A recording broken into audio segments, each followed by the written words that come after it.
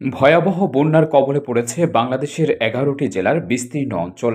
এতে ভয়াবহ সংকটে পড়েছেন এইসব দুর্গত এলাকার লাখ লাখ মানুষ। বন্যা কাটিয়ে উঠলেও ধ্বংস হয়েছে অনেকের বাড়িঘর, কারো বা আবার শুধুমাত্র ভিটেমাটি ছাড়া আর কিছুই অবশিষ্ট নেই। এসব বন্যা কবলিত ফেনী জেলার ছাগলনাইয়া সহ বিভিন্ন প্রত্যন্ত এলাকায় ২১টি পরিবারের মধ্যে বন্যা পরবর্তী বাসস্থান পুনর্বাসনে যৌথভাবে এগিয়ে আসেন কয়েকটি ছাত্র সংগঠন। এর মধ্যে আছে Sandwip students association Chittagong college, Sandwip students affinity IIUC, Sandwip ছাত্র ফোরাম চট্টগ্রাম বিশ্ববিদ্যালয় ও ইস্ট ডেল্টা ইউনিভার্সিটির একটি টিম। সংগঠনের সদস্যরা বিভিন্নভাবে ফান্ড কালেকশন করে এগিয়ে আসেন বানবাসীদের সহযোগিতায়। ভবিষ্যতেও এমন মানবিক কার্যক্রম অব্যাহত থাকবে বলে জানিয়েছেন তারা।